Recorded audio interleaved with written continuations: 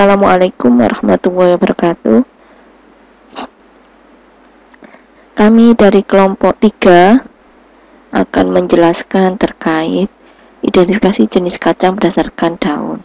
Ini merupakan tugas akhir dari pelatihan Kementerian Informasi Kominfo dengan nama pelatihannya adalah tematik akademik, yang di sini kami ada Nur Nafi'iyah, saya sendiri, terus Hardiansa dan Guido Kaide. Latar belakang penelitian, karena sistem komputer yang terkait computer vision itu semakin berkembang, maka dapat digunakan untuk membantu para petani baru dalam mengembangkan pertanian. Yang kedua, identifikasi jenis kacang-kacangan dapat dilakukan berdasarkan citra, baik itu dari buahnya yang dilakukan oleh Al-Rifan beserta kawan-kawan, dan bisa juga untuk mengidentifikasi jenis kacang bagi para petani awal, jadi dapat membantu para petani awal. Kemudian cara mengenalinya itu bisa menggunakan batang, buah, bunga, daun, dan akar. Tapi cara yang paling efektif adalah berdasarkan daun, karena daun itu pasti akan tumbuh beriringnya dengan tanaman tersebut berkembang. Jika menggunakan akar, jika menggunakan batang, maka dapat mematikan, karena kita harus memfoto atau mencabutnya. Nah, jika berdasarkan bunga atau buah, maka membutuhkan waktu tertentu, yaitu waktu di mana tanaman tersebut tumbuh atau berkembang. Dan mengidentifikasi tanaman itu sangat penting, terutama bagi orang awam, karena jenis daun yang dalam jenis tanaman yang sama itu pasti memiliki ciri atau bentuk fisik yang hampir mirip, sehingga menyulitkan bagi orang awam untuk mengidentifikasi. Itu latar belakang kami melakukan penelitian ini atau tugas ini. Kemudian analisa masalah, mengidentifikasi tanaman berdasarkan daun itu sangat dibutuhkan, terutama bagi orang awam, karena jenis daun itu memiliki kemiripan, baik itu dari bentuknya atau mungkin dari tampilan fisiknya, dan akan menyulitkan bagi orang awam. Solusinya bagaimana? Solusinya adalah membuat sistem identifikasi jenis kacang berdasarkan daun. Dengan mengenali daun itu tidak membutuhkan waktu tertentu, berbeda dengan bunga atau buah membutuhkan waktu di musim-musim tumbuh atau kembangnya. Terus rumusan masalahnya adalah bagaimana dapat mengenali jenis kacang berdasarkan daun. Nah, tujuannya untuk apa? Agar dapat membantu para orang awam dalam membedakan jenis tanaman kacang. Kemudian masih analisa penelitian. Batasan masalah yang kami teliti yaitu cukup mencakup mengenali tanaman kacang berdasarkan daun. Adapun data yang digunakan untuk pengenalannya adalah data citra atau daun citra. Kemudian jenis kacang yang dikenali yaitu hanya 3, yaitu kacang hijau, kacang tanah, kacang panjang. Kebutuhan datanya, dataset yang digunakan dalam penelitian ini itu data kacang ya, yang diambil adalah daunnya. Data dikumpulkan secara pribadi atau dikumpulkan langsung dari lapangan, jadi memotret. Intinya kami memotret langsung di lapangan. Kemudian jenis kacang yang kita teliti 3 yang saya sebutkan tadi, yaitu kacang hijau, kacang tanah, dan kacang panjang. Terus penelitian ini menggunakan metode CNN Transfer Learning untuk mengidentifikasinya. Alasannya karena dengan metode CNN itu di penelitian sebelumnya itu masih jarang dilakukan. Yang ada adalah melakukan identifikasinya berdasarkan citra daun dari fitur bentuk, fitur warna, fitur tekstur. Nah, sedangkan CNN ini akan melakukan proses ekstraksi fiturnya itu di layer konvolusi. Nah, terus setiap pixel dari gambarnya itu akan terbaca semua, sehingga itu memberikan nilai akurasi yang baik, seperti itu. Terus kebutuhan dataset yang digunakan itu seperti di gambar ini. Kemudian gambar yang digunakan itu waktu pengambilan di lapangan itu bervariasi ukurannya. Akan tetapi untuk proses di CNN itu membutuhkan ukuran yang sama dan kedalaman citra atau channel citra atau citranya harus sama. Misalkan berwarna ya harus berwarna semua, misalkan grayscale harus grayscale semua. Ya.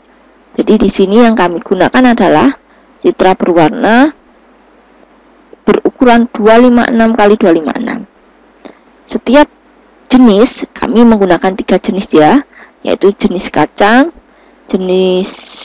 hijau, jenis kacang panjang, jenis kacang tanah. Masing-masing itu terdiri dari 50 citra. Itu digunakan untuk training ataupun testing, ataupun evaluasi ya maksudnya. Terus alur sistemnya, data yang kita kumpulkan tadi itu diolah dulu agar menjadi yang sama ukurannya, warna. Jadi kalau kita di sini penelitiannya fokus citra daun berwarna. Terus kita membuat model yang ada itu sudah kita langsung gunakan, yaitu transfer learning-nya nanti apa saya sebutkan di penjelasan berikutnya. Kemudian kita lakukan training dan evaluasi modelnya. Setelah selesai evaluasi model, baru kita membuat suatu web atau aplikasinya. Terus ini saya jelaskan ya. Jadi saat kita mau melakukan proses pembuatan model atau training, maka ini adalah cara penyusunan foldernya. Jadi data yang saya punya, data gambar itu saya jadikan 2 folder, yaitu training dan tes. Artinya nanti di tes ini ya untuk evaluasi atau untuk testing. Training di sini training ataupun testing itu sama, di dalamnya terdiri dari 3 folder, yaitu sesuai dengan masing-masing jenisnya. Misalkan nanti ada jenis kacang lainnya ya tinggal nambahkan folder di dalamnya training ataupun di dalamnya testing. Terus ini adalah file proses trainingnya di file IPYNB. Ada 2 file IPYNB, yaitu transfer learning yang pertama dan transfer learning yang kedua. Karena transfer learning yang saya usulkan ini ternyata hasil evaluasinya nilainya minim, sehingga saya membuat model sendiri, ternyata hasilnya lebih bagus. Ya, makanya di sini ada 3 file IPYNB. Selanjutnya tahapan membuat sistem. Yang pertama, kami mengumpulkan datanya di lapangan langsung, kami memotret, saya nyari di lapangan. Kemudian karena syarat untuk proses di CNN itu data harus sama ukuran ataupun kedalamannya. Kedalaman itu berarti channelnya adakah warna ataukah grayscale, itu maksudnya. Ya, yang kami gunakan adalah yang berwarna. Terus transfer learning yang kami gunakan yaitu Inception V3 versi 3 ya, sama ResNet 50. Nah, di sini pada saat tahap nomor 3 kami sudah melakukan training. Terus di tahap nomor 4 kami mengevaluasi. Ternyata hasil dari model transfer learning baik itu Inception V3 ataupun ResNet 50, hasil akurasinya tidak sesuai yang kita harapkan. Ya. Jadi kami mengusulkan lagi nanti. Nah, tapi sebelum ke mengusulkan lagi, tahapan lanjutannya adalah menyimpan hasil trainingnya. Hasil trainingnya itu akan disimpan dalam model .h5. Jadi biasanya kalau kita sudah melakukan training, nah ini proses training. Nah, ini ya. Ini saya gunakan iterasi 20, kemarin saya gunakan iterasi 50, jadi saya nyoba berkali-kali. Nah, kalau hasil akurasinya sudah bagus kayak gini, nanti kita coba evaluasi ini, kemudian nanti kita simpan modelnya. Nah, hasilnya nanti tersimpan di dalam folder yang saya tunjukkan ini tadi. Ya. Terus model itulah nanti yang kita pakai untuk proses identifikasi data baru di Web of LAN. Saya menggunakan framework Flash, dan di sini nanti di-online-kan di Heroku. Itu tahapannya. Selanjutnya, nah ini hasil evaluasinya. Kalau kita menggunakan Inception V3, itu akurasinya 44%. Ya, 44% saya tunjukkan di sini. Ini adalah model Inception. Hasil akurasinya yang terakhir adalah 0,44. Nah, saya tunjukkan ini adalah Inception.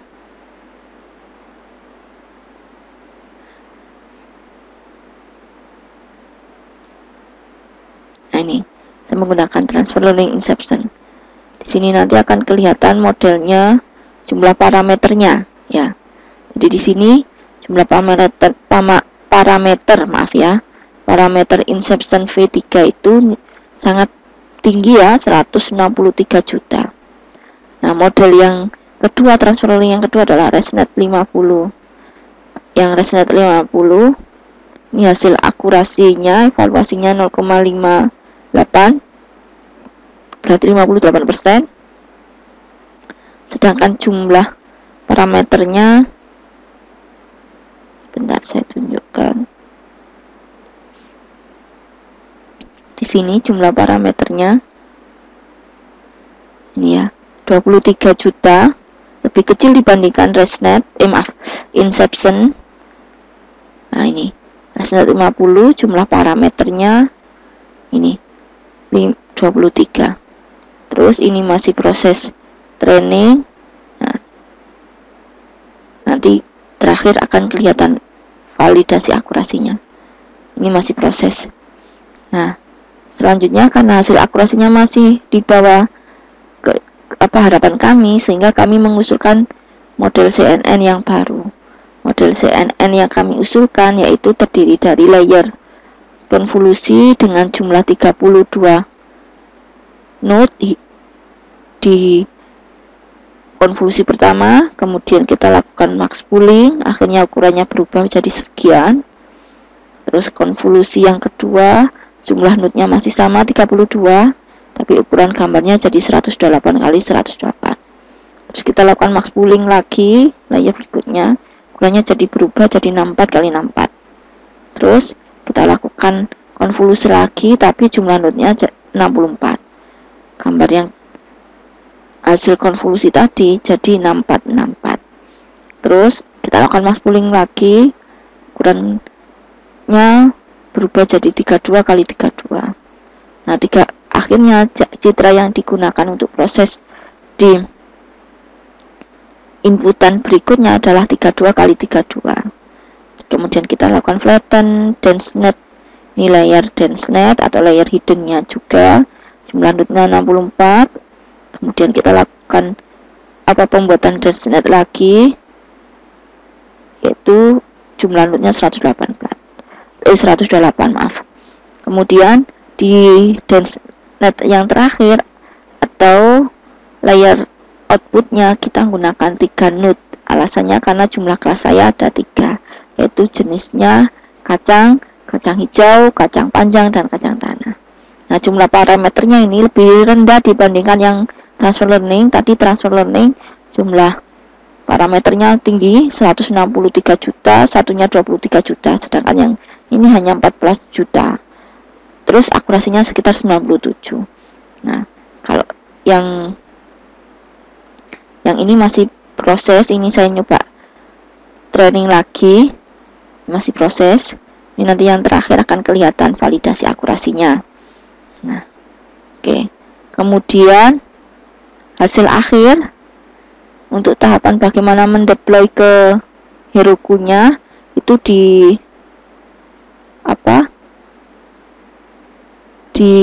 materi pertemuan ke-16 itu sudah dijelaskan, mulai dari saya tunjukkan langkahnya. Kita login di Heroku, ini adalah tampilan Heroku. Kita login di Heroku-nya. Ini adalah tampilan Heroku. Setelah login, kita buat create ya, create app-nya. Setelah membuat create app, nanti kita akses Git kita akses Git-nya. Nah, ini kemudian kita login di Heroku-nya. Sebelum login di Heroku, silakan login dulu di Git-nya ya, kita buat Git-nya, terus baru login di Heroku. Kalau sudah login di Heroku, kemudian tuliskan di Git-nya perintahnya sesuai dengan ini. Misalkan nanti nama app yang di Heroku-nya apa ya, berarti ini yang ditulis apa. Jadi Heroku git clone. Clone itu berarti membuat suatu anak ya, anak yang ada di PC kita sesuai dengan nama dari app yang kita buat di online. Kemudian kita harus memindahkan posisi kita. Kan kita Git ini masih di C, ini kalau saya ya di C user Lenovo. Maka kita harus mengakses folder tempat web offline kita. Tadi saya menjelaskan bahwa setelah kita dapat model, kita membuat web offline ini kan harus membuat folder, file dan sebagainya. Nah, itu silahkan kita ke aksesnya CD ini untuk mengakses ke folder tersebut. Kemudian tuliskan perintah ini, perintah ini, dan seterusnya sampai di push. Push ini berarti folder yang kita akses tadi, file-filenya apa saja itu diupload online di sini, di Heroku-nya. Nah, nanti kalau sudah selesai akan berhasil, ada istilah sukses kayak gitu ya. Dan di sini di pakar kacangnya itu nanti langsung diklik open app.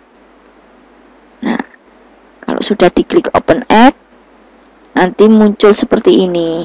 Ini aplikasi kami, dan di sini di slide saya sudah saya tunjukkan.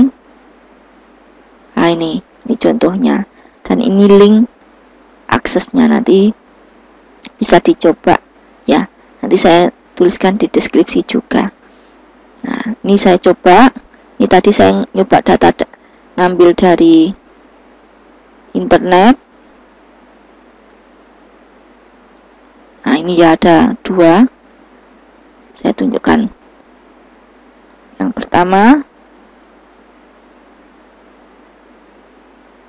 Nah, ini kalau dari gambarnya ini harusnya kacang panjang, tapi jawaban saya kacang hijau. Ada salah satu. Makanya tadi akurasinya tidak 100% ya. Karena memang daun kacang panjang sama daun kacang hijau itu hampir mirip. Yang satunya ini tes berikutnya.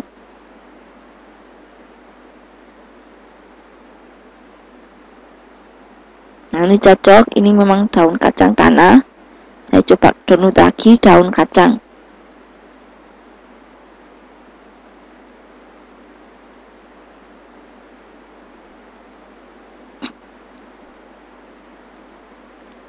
Saya coba download, nanti saya coba tes.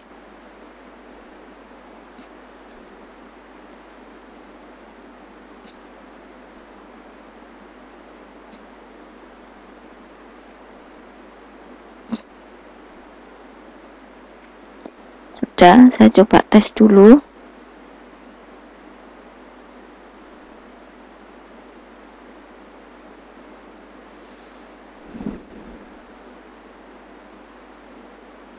Cocok yang ini memang, oh enggak, ini salah, ini harusnya kacang hijau ya.